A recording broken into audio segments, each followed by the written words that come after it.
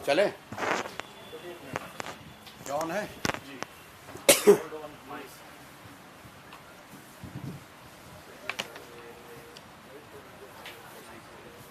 Mic on कर।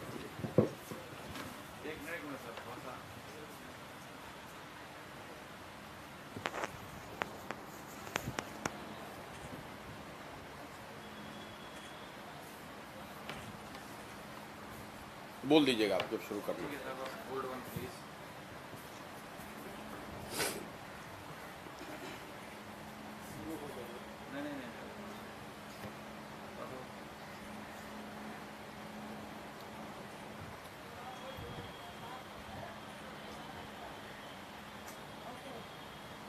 सबको इन्होंने, हम लोग बच्चे में स्टैचू नहीं कर देता था, वैसे सबको इन्होंने स्टैचू करके छोड़ दिया है।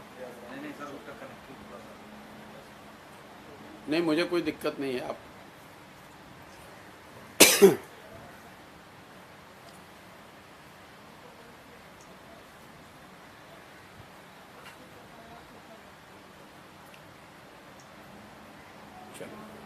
नमस्कार। जैसा कि आप जानते हैं, जन सुराज अभियान के तहत 2 अक्टूबर से मैंने जो एक पदयात्रा गांधी भितिहरवा आश्रम आपके जिले पश्चिम चंपारण से शुरू की है, उसी पदयात्रा के क्रम में जिसमें हमने ये संकल्प लिया है कि पूरे बिहार के सारे प्रखंड, नगर, ज़्यादातर पंचायत और गांव तक पैदल चल के एक बार लोगों की स्थिति को समझने के लिए, लोगों की ज़मीनी हकीकत को समझने के लिए, नीचे जो लोगों की समस्याएं हैं या लोगों की नज़र में क्या कुछ करने से उनकी ज़िंदगी बेहतर हो सकती है, इन सब बातों की जानकारी के लिए पदयात्रा हमने शुरू करी है। आज उसका 26-27 दिन हो गया पैदल चलते हुए। हम लोग आज आपके यहाँ देवराज में बैठे हुए हैं।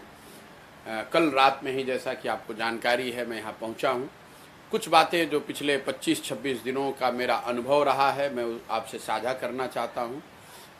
पिछले 25 दिनों में, जिसमें ज़्यादातर दिन मेरे थरवट के एरिया में बीते हैं और कुछ हद तक जो मध्य पश्चिम चंपारण है, नरकटिया वगैरह, नरकटिया, चनपटिया वगैरह जो प्रखंड हैं, मेरा अभी तक एक जो पलायन को लेकर हम लोगों की समझ अभी तक रही है कि बिहार से बहुत बड़ी संख्या में, लाखों की संख्या में लोग बाहर जाते हैं रोजगार की तलाश में। 12,000-15,000 रुपये की मजदूरी के लिए लोग बाहर जाते हैं। जब मैं गांव से गुजर रहा हूं तो इस समस्या के विकरालता का अनुभव हो रहा है। पूरे के पूरे गांव करीब करीब जवान लड़कों से खाली हैं। गांव में जब मैं जा रहा हूं तो मुझे बुजुर्ग मिलते हैं, बच्चे मिलते हैं, बहुत बड़ी संख्या में महिलाएं मिल रही हैं, लेकिन ज़्यादातर गाँव में 60-70% जो कामकाजी एज के, कामकाजी उम्र के जो नौजवान हैं वो गांव में नहीं हैं। अगर आप गांव में पूछेंगे तो लोग बताएंगे कि वो लोग बाहर मजदूरी करने चले गए हैं। ये इस समस्या की विकरालता को दिखाता है कि कितनी बड़ी संख्या में 12-15 हज़ार रुपये की रोजगार की तलाश में यहाँ के नौजवानों को मजबूरी में बाहर जाकर काम करना पड़ रहा है। इसमें एक पहलू जो लोगों ने बताया कि रोजगार की समस्या पिछले 2-4-5 सालों में और भयावह हुई है, बेरोजगारी की समस्या। उसकी वजह लोगों ने बताया कि यहाँ जो बालू खनन और गिट्टी का जो काम होता था, उस पर कंप्लीट प्रतिबंध लगने से बहुत लोगों का नुकसान हुआ। जिले में जो लोग इस व्यवसाय से, इस धंधे से जुड़े हुए थे, उनका नुकसान हुआ और हजारों की संख्या में ऐसे मजदूर जो इससे अपना रोजगार पाते थे, उन सबको अपने रोजी रोटी के तलाश में अपना गांव, अपना पंचायत, अपना घर छोड़कर बाहर जाना पड़ा। दूसरी समस्या लोगों ने बताई कि लॉकडाउन का जो असर, कोविड के बाद का जो असर है, वो अभी तक सुधरा नहीं है पूरी तरीके से, और वो भी एक वजह है जिसकी वजह से लोगों के जो छोटे मोटे कारोबार थे वो बर्बाद हो गए या बहुत ज़्यादा उनको धक्का लगा। उस वजह से भी कई लोगों को छोड़कर बाहर जाना पड़ा। तीसरी एक जो समस्या लोगों ने बताई, इतनी बड़ी संख्या में लोगों के पलायन का, कि यहाँ पर जो भूमि का डिस्ट्रीब्यूशन है, बहुत बड़ी संख्या में लैंडलेस लोग हैं। जिनके पास जमीन है उनके पास बहुत ज़्यादा जमीन है, और जिनके पास जमीन नहीं है ऐसे लोगों की संख्या बहुत ज़्यादा है।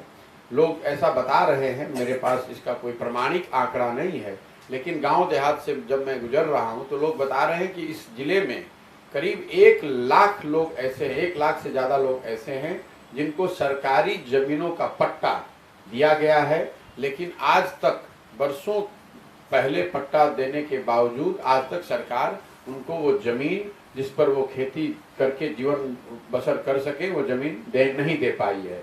तो कई गांव और पंचायतों में मुझे इस तरह के लोग जिनको ये पट्टा या इस तरह का अधिकार सरकार से मिला है या मिलने की बात कही गई है, ऐसे बड़ी संख्या में लोग मुझे मिले हैं। दूसरी जो एक बड़ी समस्या मुझे गांव में दिख रही है, जो गरीबी है वो बहुत भयावह स्थिति में है। ज़्यादातर गांव में जब मैं पैदल चलता हूँ, बच्चों को देखता हूँ, महिलाओं को देखता हूँ, बुजुर्गों को देखता हूँ, शायद ही ऐसा कोई गांव है जहाँ 100-150 बच्चे जो साथ में चल रहे होते हैं, दौड़ रहे होते हैं, जिनमें आधे बच्चों के भी शरीर पर पूरा कपड़ा नहीं है।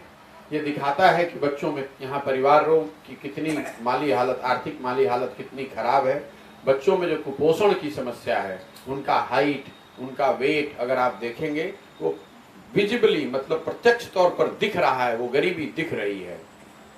कुछ जो एरिया जहाँ पर महादलित टोले हैं, दलितों के अनुसूचित जनजाति के टोले हैं, या फिर अति पिछड़ा समाज के जो गांव हैं, मैं अभी 2 दिन पहले जिस एरिया से निकल कर आ रहा हूँ उसमें बड़ी संख्या में सहनी, मल्लाह, बिंद समाज के लोग रहते हैं। उन ज़्यादातर गांवों में कहीं पक्के का घर नहीं है।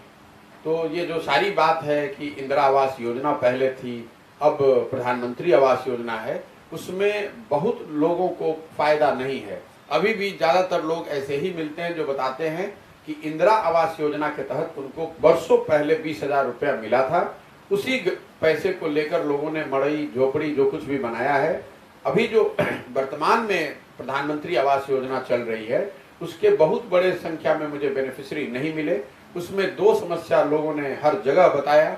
एक तो पीसी की जो बात है, हर गांव में और कुछ सुनाई दे नहीं दे, पीसी हर जगह सुनाई दे रहा है। जिस व्यक्ति से भी मिलिए, चाहे शौचालय की बात हो, वृद्धावस्था पेंशन की बात हो, विधवा पेंशन की बात हो, सड़क की बात हो, घरों की बात हो, हर जगह लोग आपको बता रहे हैं कि साहब भ्रष्टाचार से, पीसी से सब लोग त्रस्त है। इंदिरा आवास योजना के बारे में लोगों ने बताया, जिसको आजकल हम लोग प्रधानमंत्री आवास योजना कहते हैं, कि सामान्यतः ज्यादातर परिवारों को 25 से 30-35 हजार रुपए तक भ्रष्टाचार के नाम पर उनसे पैसा लिया जा रहा है। तो आप समझिए 1,40,000 बेनिफिशियरी को मिलना है, उसमें 25 से 40 हजार रुपया लोग पीसी दे रहे हैं या घूस में पैसा दे रहे हैं। उसके बाद उसके पास 1,05,000 रुपये मिलता है। अब चूंकि यहाँ बालू की इतनी दिक्कत है, बालू और जिनको वो 1 लाख रुपए मिल भी रहा है, मैंने कई लोगों से बातचीत करके ये जानने समझने का प्रयास किया कि जो पैसा 1 लाख रुपए आपके पास मिला, भ्रष्टाचार के जो भेंट चढ़ गया वो तो ठीक है, लेकिन जो मिला उसका आपने क्या किया। तो लोग बता रहे हैं कि उस 1 लाख में घर बना पाना संभव ही नहीं है, क्योंकि अकेले बालू की कीमत यहाँ पर लोग बता रहे हैं कि करीब 60 से 70 हजार रुपए है, और उसमें गिट्टी है, ईटा है, मजदूरी है, दूसरे और सामान है। तो कई परिवार ऐसे मिले जिनको प्रधानमंत्री आवास योजना के तहत पैसे तो शायद कुछ मिल गए हैं, लेकिन आधा पैसा भ्रष्टाचार की भेंट चढ़ गया और आधा पैसा लोगों ने लेकर कुछ भी अपना कर लिया, उन्होंने घर नहीं बनाया। इसलिए आवास की समस्या वो हर जगह दिखी मुझे। ग्रामीण सड़कों की जो स्थिति है, क्योंकि 2 बातों को लेकर एक बिहार में माहौल बनाया गया है, या हम लोगों की भी सोच ऐसी थी कि कम से कम सड़क और बिजली इन 2 क्षेत्रों में काम हुआ है। मैं जब पैदल चल रहा हूँ, आज 200 किलोमीटर से ज़्यादा मैं पैदल चल चुका, मैं आपको दावे के साथ कह रहा हूँ, और इसका मैं वीडियो भी रिलीज करूँगा, अभी आज नहीं, मतलब 2-3 दिनों, 4-5 दिनों में करूँगा। जब पूरा चंपारण करूँगा तो वीडियो रिलीज करूँगा। कोई ऐसा पैच, कोई ऐसा मुझे एरिया नहीं मिला जहां 5 किलोमीटर भी ग्रामीण सड़क सही हालत में हो। जिस गांव में भी हम लोग गए हैं, क्योंकि मैं ज्यादातर गांव ग्रामीण सड़कों पर ही चल रहा हूं, मैं नेशनल हाईवे, स्टेट हाईवे पर बहुत कम जाता हूं। तो ग्रामीण सड़कों की जो स्थिति है, जो नालियों की स्थिति है, जो 2015 7 निश्चय का एक प्रमुख निश्चय था कि गांव की गलियों की नालियों का पक्कीकरण किया जाएगा, और ग्रामीण सड़कों को तो प्रधानमंत्री और मुख्यमंत्री सड़क योजना के तहत जोड़े जाने की बात कही गई है। बिहार सरकार ने आज से वर्षों पहले दावा किया कि सारे गांव तो सड़क से, पक्के सड़क से जुड़ गए, अब टोलों को जोड़ा गया है। उसके बाद गांव के अंदर गलियों और नलियों के पक्कीकरण की बात 2015 में कही गई थी। अभी जब मैं गांव में जा रहा हूं तो ना वो सड़क है, संपर्क सड़क ज्यादातर जगह टूटे हुए हैं। गांव के अंदर की जो सड़क है वो तो मैं आपको बिल्कुल विश्वसनीयता से बता सकता हूं कि 10 में 9 गांव में ग्रामीण सड़क करके कोई चीज ही नहीं है। सड़क गांव के अंदर बिल्कुल नहीं है। गलियों के और नालियों के पक्कीकरण का तो मुझे कोई विजिबल साइन दिखा नहीं। कहीं कहीं पर यदा कदा जगहों पर नालियां बनी दिखी, लेकिन उन नालियों का भी पानी वहां से निस्तार कैसे होगा ऐसी कोई योजना नहीं है। कुछ कहीं पैच में कहीं नाली कुछ बना दी गई है, लेकिन लोगों के घरों से उसको जोड़ा नहीं गया है, या उन नालियों के पानी के निकास की कोई व्यवस्था, कोई सोच भी नहीं दिखी। दूसरी बात बिजली को लेकर है। हम लोग को ऐसा लगता है, और सही बात भी है, हर गांव में बिजली तो जरूर पहुंच गई है, लेकिन उसके साथ जो एक बड़ी समस्या ग्रामीण बता रहे हैं वो बिजली बिल की है, जो शायद पटना में बैठे हम लोगों को इतनी जानकारी नहीं होती थी। कम से कम मुझे जानकारी इसकी इतनी नहीं थी। जब मैं गांव में जा रहा हूं तो लोग बता रहे हैं कि बिजली का जो इन्फ्लेटेड बिल है, जो गलत बिल है या बहुत बढ़कर जो बिल आ रहा है, वो एक बहुत बड़ी समस्या के तौर पर लोगों के सामने आ रहा है। और हर गांव में मुझे 25, 30, 40 परिवार ऐसे मिलते हैं जो बताते हैं कि उनका बिजली बिल, उन्होंने 2 बल्ब जलाया, 4 बल्ब जलाया, 6,000 आ गया बिजली बिल, 8,000 आ गया, 15,000। ऐसे भी लोग मिले जिनका बिजली बिल 60,000, 80,000 आया है। कुछ लोगों का बिजली काट दिया, कुछ लोगों की बिजली काट दी गई है। कुछ ऐसे भी लोग हैं जिन पर इतना प्रेशर है कि उन्होंने गांव छोड़कर वो गांव से भाग गए हैं बिजली बिल की वजह से। तो ये जो 2 समस्याएं मैंने देखी यहाँ पर नहीं। तीसरी बात यहाँ शौचालय को लेकर, स्वच्छ भारत अभियान को लेकर। चूंकि मैं पैदल चल रहा हूँ तो हर गांव में पैदल ही घुसते हैं, पैदल ही निकलते हैं, गाड़ी पर बैठना ही नहीं है। कोई गांव ऐसा नहीं है जहां बिना नाक पर गमछा बांधे हुए आप निकल सकते हैं। आप लोग भी पत्रकार हैं, देखते होंगे, कहीं पर भी शौचालय, खुले में शौच जो तमाम गांवों को ओडीएफ कर दिया गया है, कोई ये पूछने वाला नहीं है कि जिन अधिकारियों ने ये ओडीएफ का सर्टिफिकेट जारी किया उन पर कार्रवाई क्यों नहीं हो रही है। क्योंकि किसी भी गांव में ओडीएफ नहीं है, किसी भी गांव में जो खुले में शौच की स्थिति है उसमें बहुत सुधार नहीं है। ज्यादातर गांव में लोगों ने मुझे बताया कि 2,000 से 6,000 रुपए, जो 12,000 रुपए शौचालय के आए, उसका पूरा बंदरबाट हुआ है। जो पदाधिकारी हैं वो 2,000 से 6,000 रुपए तक उन्होंने लिए और बाकी के पैसे लोगों को, स्थानीय लोगों को दिया, और पेपर पर ही पूरे शौचालय की योजना चलाई और बनाई गई है। हर घर नल के जल की तो बात आप जानते ही हैं, उसकी स्थिति पर मैं कोई बहुत ज्यादा कमेंट नहीं करना चाहता हूं। पूरा बिहार जानता है। शायद ही कोई ऐसा वार्ड हो जहां पर कि नल का जल की योजना चल रही हो सुचारू तरीके से। मेरा जो पिछले 26 दिन में हर दिन में करीब 8 से 10, 15 गांव तक जाता हूं, अभी तक 2 वार्ड ऐसे मिले हैं मुझे, सिर्फ और सिर्फ 2 वार्ड ऐसे मिले हैं जहां पर नल के जल की योजना सुचारू तरीके से चल रही है, जहां टंकी, मोटर, पाइप, नल सब कुछ ऑर्डर में है और वहां पानी लोगों के घरों तक पहुंच रहा है। ज्यादातर लोगों ने यही बताया कि हर घर नल की योजना या तो कभी शुरू नहीं हुई, शुरू हुई तो कभी टंकी टूट गया, वो हुआ तो मोटर जल गया, नीचे से पानी सूख गया। हर अलग अलग तरह के लोगों ने समस्याएं बताई हैं, लेकिन हर घर नल की योजना के तहत बहुत, मैं जैसा बता रहा हूँ 2 जगह बिल्कुल मुझे नाम याद है, अगर आप चाहें तो मैं नाम भी आपको दे दूंगा। उन 2 वार्डों को छोड़ दें तो कहीं पर भी मुझे हर घर नल की योजना चलती हुई नहीं देखी। इसी तरह जो शिक्षा व्यवस्था है उसको तो हम लोग जानते हैं, बिहार में जो शिक्षा व्यवस्था है पूरी तरीके से ध्वस्त है। जब हम लोग रोड पर चल रहे हैं तो ज्यादातर जगहों पर स्कूल में ही, स्कूल से 2-4 होना पड़ता है, मिलते हैं, स्कूल को पास करते हैं, स्कूल के प्रांगण में रुकते भी हैं, खाना खाने के लिए भी रुकते हैं। 2, 4, 5 स्कूल को छोड़ दें तो ज्यादातर जगहों पर मुझे ऐसे ही स्कूल मिले जहां बिल्डिंग है तो टीचर नहीं, जहां टीचर हैं वहां बिल्डिंग नहीं, जहां दोनों है वहां पर बच्चे नहीं। और गांव में एक और जो स्थिति मुझे नई देखने को मिली कि बहुत सारे ग्रामीण बच्चे जो सरकारी स्कूलों में जिन्होंने नामांकन किया हुआ है, वो एक्चुअली सरकारी स्कूल में नामांकित तो हैं, लेकिन वो पढ़ते हैं बगल के प्राइवेट स्कूल में। मतलब उनका एडमिशन दोनों जगह पर है। सरकारी स्कूल में शायद वो खिचड़ी खाने जा रहे हैं, और पढ़ाई जो भी थोड़ी बहुत हो रही है वो बगल के प्राइवेट स्कूल में किसी सज्जन ने अगर खोल रखा है तो 200 से 500 रुपए मासिक फीस के आधार पर लोग अपने बच्चों को प्राइवेट स्कूल में भेज रहे हैं।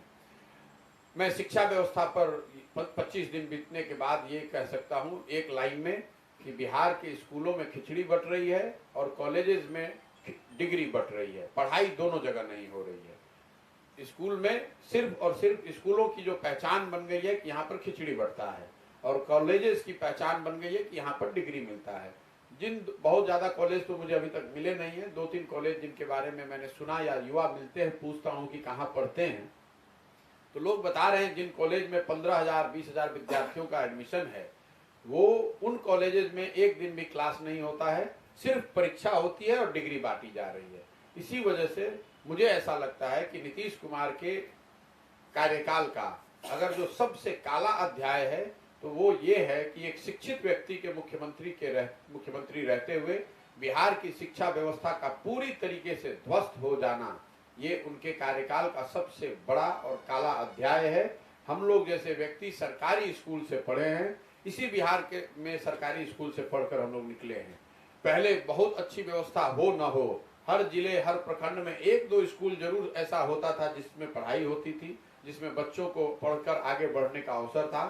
अनफॉर्चुनेटली अभी मैं जितने दिन से आपके पश्चिम चंपारण में हूँ, जितने प्रखंडों का मैंने दौरा किया, जितने पंचायतों में मैं पैदल चल के गया हूँ, मुझे कोई ऐसा स्कूल नहीं मिला जिसके विषय में लोगों ने बताया कि भैया यहाँ बहुत अच्छी पढ़ाई होती है, यहाँ का कोई लड़का कहीं टॉप किया हो, कहीं किसी कॉलेज में गया हो, कहीं बड़ा नाम कमाया हो। ऐसी संख्या करीब करीब नगण्य है।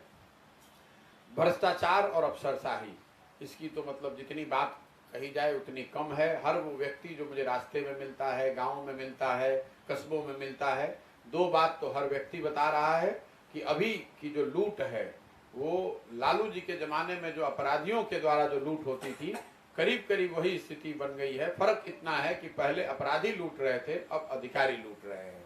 और सबसे ज्यादा अगर आपको मैं बताऊं, ये हल्की बात है लेकिन सबसे ज्यादा जिस बात पर ताली बजती है, सबसे ज्यादा जिस बात पर लोगों की स्वीकार्यता मुझे नजर आती है, वो ये बात है कि अफसरशाही और भ्रष्टाचार, इस पर अगर आप कुछ भी बोल दीजिए तो ग्रामीणों में, स्थानीय लोगों में उसकी 100% लोग उससे सहमत दिखते हैं।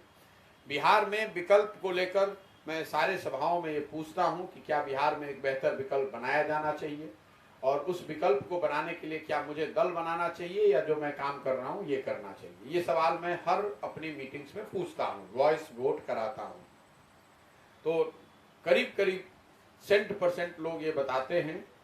अब उसमें कितनी सच्चाई है, उसको कितना वो फॉलो करेंगे, लेकिन जो लोग मुझे सुनने आते हैं, मिलने आते हैं, उसमें करीब करीब 100% लोग ऐसा मानते हैं, मुझे बताते हैं कि बिहार में एक बेहतर विकल्प बनना चाहिए। क्योंकि लोगों का ऐसा मानना है कि जो लोग भी यहाँ वोट पा रहे हैं, जिन पार्टियों, जिन नेताओं को वोट मिल रहा है, उसकी एक बड़ी वजह विकल्प का, एक सशक्त और बेहतर विकल्प का न होना है। तो लोगों के मन में हर जगह मैंने ये सुना कि बिहार में एक सशक्त और बेहतर विकल्प बनना चाहिए। मैं लोगों से ये भी पूछता हूँ कि वो विकल्प कैसे बनाया जाए। क्या मुझे राजनीतिक दल बनाना चाहिए, या जो मैं काम कर रहा हूँ समाज को जोड़कर, समाज को समझाकर, लोगों को साथ लाकर लोगों की मदद से ही विकल्प बनाया जाए। तो ज्यादातर जगहों पर मैं ये कहूँगा करीब करीब 100% लोगों ने ये कहा कि नहीं, जो आप प्रयास कर रहे हैं, जो पदयात्रा कर रहे हैं, लोगों से मिल रहे हैं, पहले उनकी समस्याओं को जानने समझने का प्रयास कर रहे हैं, और समाज से जिन लोगों को ढूंढ कर आप निकालेंगे, वो मिलकर अगर विकल्प बनाएं तो ही बिहार के लिए एक बेहतर विकल्प बनेगा। तो इस पर भी लोगों की जो सहमति जो मैं ढूंढ रहा हूं, जो मांग रहा हूं, उस पर लोगों ने अभी तक सहमति दिखाई है। अब 25-26 दिन हो गए हैं, मैं यहाँ पर अभी अगले 3 दिन तक हूँ, उसके बाद मेरा छठ के लिए मैं लौरिया में रहूंगा।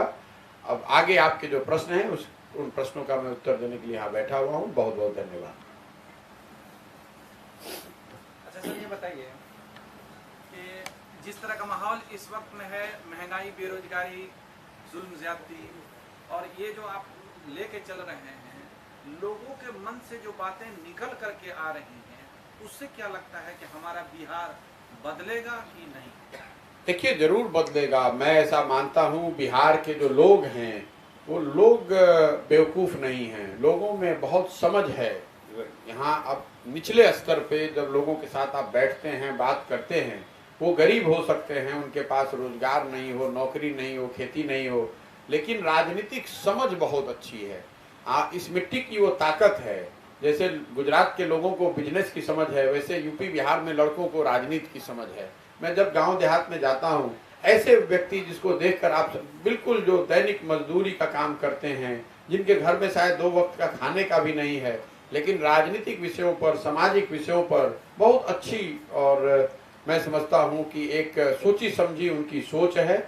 इस चीज को जगाया जा सकता है, इस चीज को जगाकर समाज को जोड़ा जा सकता है। ये आईने पर पड़े हुए धूल की तरह है। बिहार में लोगों में कमी नहीं है, व्यवस्था ने लोगों को बेवकूफ बना रखा है। लोगों को एक बार एहसास हो जाए कि नहीं, एक नई व्यवस्था बनाई जा सकती है जिसमें वो बराबर के साझीदार या हिस्सेदार हो सकते हैं, तो आप देखेंगे कि बहुत बड़ा परिवर्तन आएगा। आईने पर पड़ी हुई धूल की तरह अगर इसको हटा दिया जाए तो आईना चमकता हुआ आपको दिखेगा। मेरा पूरा दृढ़ विश्वास है, मेरा संकल्प है, विश्वास है कि बिहार की भूमि में, इस मिट्टी में वो ताकत है, यहाँ के लोगों में वो समझदारी है कि लोग चाहे जितना भी कह लें कि यहाँ जाति है, ये है, वो है, लोग नहीं समझेंगे। लेकिन मेरा अपना अनुभव पहले का भी रहा है, मैं उसको आंकड़ों के माध्यम से बताता रहा हूँ। लेकिन पिछले 25 दिन से तो मैं बिल्कुल ही समाज के साथ ही रहता हूँ। घर नहीं जाता हूँ, सर्किट हाउस होटल नहीं जाता हूँ, गाड़ी पर नहीं बैठता हूँ। 25-26 दिन मुझे हो गए, मैं 24/7 समाज के साथ ही रह रहा हूँ। और वो मेरा विश्वास, मेरा आकलन, मेरा अनुमान, अगर उसमें कुछ हुआ है तो सुधार ही हुआ है। मैं और दृढ़ मेरा निश्चय हुआ है कि बिहार के लोगों में वो समझ है, उनको समझ है कि इस चीज को बेहतर होना चाहिए और इसको बेहतर करने के लिए उनको मिलकर ही प्रयास करना पड़ेगा। एक अपॉर्चुनिटी की जरूरत है, एक विकल्प की जरूरत है, इस बात की जरूरत है कि कोई उनको साथ में एक साथ लाए। और मुझे लगता है कि ये जो पूरा अभियान हमने शुरू किया है और जो जन समर्थन आप देख रहे हैं, मैंने कोई दल नहीं बनाया है, मैं किसी को पार्टी नहीं ज्वाइन करा रहा हूँ, मैं किसी को बस भेजकर बुला नहीं रहा हूँ, लेकिन आप देखते हैं कि सुबह से शाम तक 8 बजे से हम लोग शुरू करते हैं, रात में 12 बजे 1 बजे तक लोग बैठे रहते हैं। लोग अपने से पैदल चल कर आते हैं। महत्व संख्या का नहीं है, महत्व इस बात का है कि लोग स्वेच्छा से, खुद से बात सुनकर समझकर आते हैं, मिलना चाहते हैं, प्रश्न करते हैं, अपनी शंकाओं को साझा करते हैं, अपनी जो धारणाएं हैं उसके विषय में प्रश्न करते हैं। तो मुझे लगता है कि ये सब शुभ लक्षण है। कम से कम जिस विचार को, जिस बात को लेकर मैं चला हूं, उसके लिए शुभ लक्षण है। मेरा विश्वास है कि इससे अच्छा रिजल्ट आएगा। अच्छा, गांधी जी ने देश की आज़ादी के लिए शुरुआत चंपारण से की थी और उनके बाद से अभी तक ऐसा कोई आंदोलन बिहार में छेड़ा नहीं गया जिसकी वजह से बिहार की बुरी स्थिति को सुधारा जा सके। उनके बाद में आपने ये शुरू किया है, तो ये हर तरफ, पूरे बिहार ही नहीं, पूरी दुनिया में ये मैसेज जा रहा है कि गांधी के बाद कोई ऐसा आदमी है जो नई सोच लेकर के लोगों के मन में जगा रहा है। इसके बारे में आप क्या कहेंगे? देखिए, गांधी, जयप्रकाश, चाणक्य वगैरह जो लोग हैं, ये बहुत बड़े लोग हैं। शताब्दियों में ये सब महामानव हैं। शताब्दी में कोई एक आदमी गांधी पैदा हुआ, कोई एक चाणक्य बने, कोई एक जेपी बने। हम लोग बहुत साधारण व्यक्ति हैं। हम लोग इन महामानवों के बताए हुए रास्तों को पर चलने का प्रयास कर सकते हैं। उन्होंने जो बताया, जो सिखाया, जो लोगों को के सामने जो उन्होंने प्रमाणित किया, उन बातों को देख सकते हैं, सीख सकते हैं, समझ सकते हैं और उस पर चलने का प्रयास कर सकते हैं। मेरा जो पूरा प्रयास है कि देश, बिहार में और बिहार के आगे जो राजनीतिक, सामाजिक राजनीतिक परिस्थिति है, इससे निकलने का एकमात्र रास्ता यही है कि गांधी की कांग्रेस को फिर से पुनर्जीवित किया जाए। तो ये जो पूरा प्रयास है जन सुराज का, वो उसी कांग्रेस को, जो आजादी से पहले गांधी जी ने जो कांग्रेस बनाई, उस कांग्रेस को पुनर्जीवित करने का प्रयास है। आज के संदर्भ में इसका नाम, इसका स्लोगन, इसका रंग आपको अलग दिख सकता है, लेकिन पूरी विचारधारा उसी चीज से प्रेरित है कि महात्मा गांधी ने जो कांग्रेस बनाई, जिस तरह से उन्होंने समाज के हर वर्ग को साथ लेकर, सबको जोड़कर देश को आजाद कराया, ग्राम सुराज का जो उन्होंने सपना देखा, लोगों की भागीदारी को लेकर जो उनकी सोच थी, उन सब भावनाओं को साथ में जोड़कर ही इस पूरे प्रयास को किया जा रहा है। मैं एक बहुत अदना सा व्यक्ति हूँ, लेकिन मुझे ऐसा लगता है कि जिस मिट्टी में मैं जन्मा, जहाँ मैं पला बढ़ा, इस मिट्टी का कर्ज है मुझ पर। अगर मैं नहीं प्रयास करूंगा तो कौन प्रयास करेगा? अगर मेरी हिम्मत नहीं पड़ेगी तो किसकी हिम्मत पड़ेगी? इसीलिए वापस बिहार लौटे हैं कि अगर भगवान ने कुछ बुद्धि शक्ति दी है, कुछ कर सकने की क्षमता दी है, तो मुझे बिहार में सुधार के लिए, बिहार की बदहाली, बिहार की बेरोजगारी, यहाँ की गरीबी की दशा को सुधारने के लिए कुछ सही, सार्थक और सकारात्मक प्रयास करना चाहिए। जीत हार क्या होगा नहीं होगा उसकी चिंता किए बगैर मैं उसी अभियान, उसी सोच के तहत लगा हुआ हूँ और पूरी तरीके से संकल्पित हूँ। चाहे इसमें 1 साल लगे या 10 साल, किए बगैर मानूंगा नहीं। मेरा पूरा विश्वास है, मैं फिर से आपको रिपीट कर देता हूँ, बिहार के लोगों पर, बिहार के लोगों की सोच पर, उनकी क्षमता पर मेरा पूरा यकीन है कि लोगों को बात समझ में आएगी। कौन नहीं चाहता है कि उसके बच्चे के लिए अच्छी शिक्षा हो? कौन नहीं चाहता है कि उसका बच्चा अच्छा खाना खाए? कौन नहीं चाहता है कि उसके घर में लोगों को रोजगार मिले? अगर उनको मौका मिलेगा, लोगों को बात समझ में आएगी, तो खड़े होंगे और वो मिलकर ही इस नई व्यवस्था को बनाएंगे। मेरी भूमिका सिर्फ सूत्रधार की है, मैं इस अभियान का नेता नहीं हूँ। न जब कोई दल बनेगा तो उसका नेता मुझे बनने की मेरी इच्छा है। मैं इस अभियान का सूत्रधार हूँ और अभी मेरी भूमिका इस सूत्रधार की है, जो इस चीज को खड़ा करे, एक साथ सबको जोड़कर लाए, फिर आगे का रास्ता लोग मिलकर खुद ही तय करेंगे। अच्छा सर, आपके इतने निचले स्तर से मेहनत को देख करके जो नेता हैं, बड़े बड़े गरीबों का शोषण कर रहे हैं जो सरकार में है, उनको भी अब धीरे धीरे एहसास हो रहा है कि ये कौन सी हवा चली जो पूरे मिजाज को बदल दिया। क्या कहेंगे इस पर? अब देखिए, हवा चली कि नहीं है तो मैं आकलन आप पर छोड़ रहा हूँ। हम तो कुछ नहीं कर रहे हैं, हमने दल बनाया नहीं है, हम गांधी मैदान में रैली किए नहीं है, धरना प्रदर्शन कर नहीं रहे हैं, किसी को गाली गलौज कह नहीं रहे हैं। 200-300 आदमियों को साथ में लेकर पैदल चलते हैं। कुल 100-150 गांव में पैदल चलकर गए हैं। 25-26 दिन आज हुआ है। एक गांव से जब हम लोग चलते हैं और कुछ लोग जो हमारे साथ चल रहे होते हैं, दूसरे गांव में हम लोग पहुंचते हैं तो उनको कहते हैं भैया अब आप छोड़ जाइए, अगले वाला गांव के लोगों के साथ आगे चलते हैं। ये भीड़ जुटाने का अभियान नहीं है, ये धरना प्रदर्शन करने का अभियान नहीं है, ये ताकत दिखाने का अभियान नहीं है, ये समाज को उसकी ताकत का एहसास कराने का अभियान है। ये मुझे, मेरी कितनी ताकत है, इस सोच की कितनी ताकत है, इस अभियान में कितने लोग जुड़े हैं, ये उसका प्रयास ही नहीं है। ये प्रयास है समाज को इस बात का एहसास दिलाने के लिए कि आप में वो ताकत है, आप में वो क्षमता है, आप अपना और अपने बच्चों के भविष्य को सुधार सकते हैं। जरूरत इस बात की है कि आप मिलकर एक सही दिशा में, सही सोच के साथ मिलकर प्रयास करें, स्थिति जरूर सुधारी जा सकती है। अब जो नेता यहाँ पर बिहार में राजनीतिक दल हैं, नेता हैं, जिनको फ्री में वोट लेने की आदत पड़ी हुई है, उनको मालूम है कि विकल्प के अभाव में वोट हमको मिलता रहेगा, स्वाभाविक तौर पर उनको घबराहट हो रही है और वो घबराहट आपको दिख रही है। मैं तो किसी नेता पर कमेंट नहीं कर रहा हूँ। जरूर नीतीश जी के कामकाज पर मैंने सवाल उठाए, लालू यादव जी के परिवारवाद पर सवाल उठाए हैं और मोदी जी से जो बड़ी अपेक्षाएं थी उसके मुकाबले जो धरातल पर हो रहा है उस पर कमेंट मैं कर रहा हूँ और रोज करूंगा, आगे भी करूंगा, मानने वाला नहीं हूँ। लेकिन इसके अलावा मैं तो कोई टीका टिप्पणी नहीं कर रहा हूँ। कौन क्या खाता है, कौन क्या करता है, कौन भ्रष्टाचार कर रहा है, ये तो मैं बात नहीं कर रहा हूँ। मैं ये कह रहा हूँ कि नीतीश जी जो सरकार में होकर करने का दावा कर रहे हैं, जमीन पर जो मैं देख रहा हूँ उसमें बहुत का फर्क है।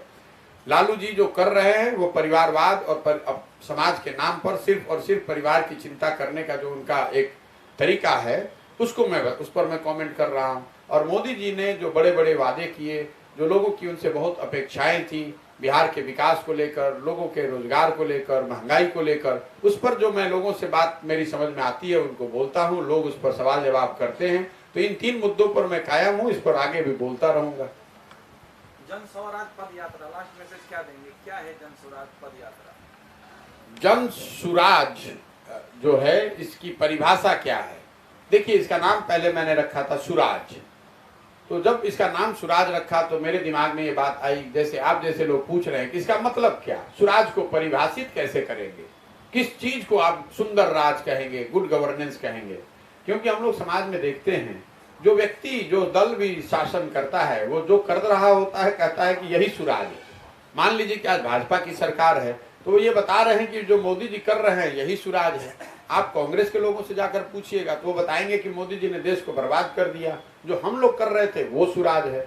लालू जी से पूछिएगा तो उनके लिए जो उन्होंने सामाजिक न्याय के नाम पर 15 साल शासन चलाया उसको वो सुराज बताएंगे। नीतीश जी अपने मॉडल को सुराज बताएंगे। तो जब मैंने इसका नाम सुराज रखा तो इस पर बहुत लंबी और गहन चर्चा मैंने देश के जितने लोग विशेषज्ञ हैं इस विषयों के, उनसे चर्चा करी कि भाई सुराज को परिभाषित कैसे किया जाए। तो लोगों ने देखा, जांचा, परखा, बैठ के चर्चा करी और जो निकल कर आया कि जो बात महात्मा गांधी ने सुराज को लेकर बताई कि जब आप योजना बनाते हैं, नीति निर्धारक हैं, सरकार चलाते हैं और आप कोई प्रयास कर रहे हैं तो हमेशा पंक्ति में खड़े हुए अंतिम व्यक्ति के बारे में सोचिए, ये देखिए, सोचिए कि जो आप कर रहे हैं उससे समाज के अंतिम व्यक्ति का कोई फायदा है कि नहीं। अगर फायदा है तो योजना, वो नीति ठीक है, अगर नहीं है तो उसका कोई फायदा नहीं है। इसलिए इसका नाम बदल के जन सुराज कर दिया गया। ये कोई मोदी सुराज नहीं है, प्रशांत किशोर सुराज नहीं है, नीतीश सुराज नहीं, लालू सुराज नहीं, जन सुराज, जनता का सुंदर राज। यही इसका पूरा मतलब है कि जनता के बीच से निकाल कर लाए हुए सही लोगों को मिलाकर कोई नया विकल्प बने, उसके पीछे व्यवस्था, ताकत, शक्ति लगाई जाए, जनता का आशीर्वाद मिले और वो जो सरकार बने, वो जो व्यवस्था बने, वही जनता की व्यवस्था होगी, वही जनता का सरकार होगी और उसी से बिहार का विकास हो सकता है। बिहार से बेरोजगारी, गरीबी, भ्रष्टाचार का पूरी तरीके से सफाया हो सकता है। यही पूरी सोच है और यही पूरा अभियान है। सर, एक खास सवाल, जिस तरह से आपके पहल से और आपकी पूरी जो टीम लगी हुई है बलथर के लेकर, लोगों में और पुलिस में भी एक तरह से ट्रस्ट पैदा हो रहा है, लोग रिटर्न हो रहे हैं हर तरफ दीपावली में, छठ में, तो क्या कहेंगे जिस तरह से आपने पहल किया है, लोगों में विश्वास पैदा हो रहा है? देखिए, बलथर का जो मामला है, आप में से शायद कुछ लोगों को जानकारी होगी, जैसा मुझे बताया गया जब मैं उस क्षेत्र में गया कि बलथर और आर्यनगर, दो गांव जहां पर पुलिस और स्थानीय लोगों के बीच में भिड़ंत होने की वजह से, जो कि एक स्थानीय व्यक्ति के दुखद मृत्यु के बाद शुरू हुई, उसमें एक पुलिसकर्मी की भी दुखद मृत्यु हुई है। उसके बाद प्रशासन और स्थानीय लोगों में जो खींचतान शुरू हुई, एक तरह से डर का माहौल बना, 700 से अधिक परिवारों पर FIR किया गया। और मुझे, जैसा कि आपको पता है, आप तो उस दौरे में थे वहां पर, उन गांवों में जब हम लोग गए तो पूरे के करीब करीब आधा गांव छोड़कर भाग गया है। पिछले 6 महीने 8 महीने से लोग घर बार छोड़कर भाग गए हैं पुलिस के डर से। और पुलिस या जुल्म, पुलिस के वजह की तरफ से जो काम किया गया है उसको लेकर भारी असंतोष वहां दिखा। जो हम लोगों ने प्रयास किया कि सब तीन स्टेप में उसका जो हम लोगों ने प्रयास किया है कि जो दोषी है उस पर कार्रवाई लीगली हो, क्योंकि दोनों ओर से एक एक दुखद मृत्यु हुई है। दोनों पर जो लोग दोषी हैं उन पर सरकार और इस देश की कानून के तहत जो कार्रवाई होनी है वो होनी चाहिए।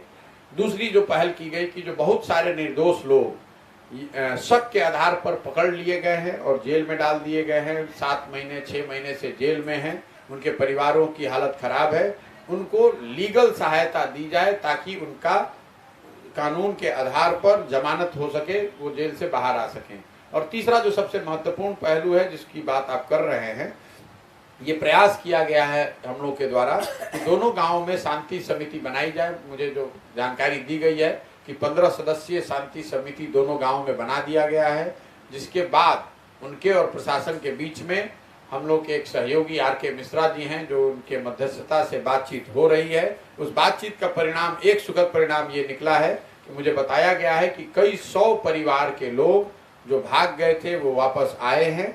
अब उनके आगे जो लीगल प्रक्रिया है जमानत लेने की, जेल से निकलने की, उस पर जो भी प्रयास किया जाना है वो किया जाएगा।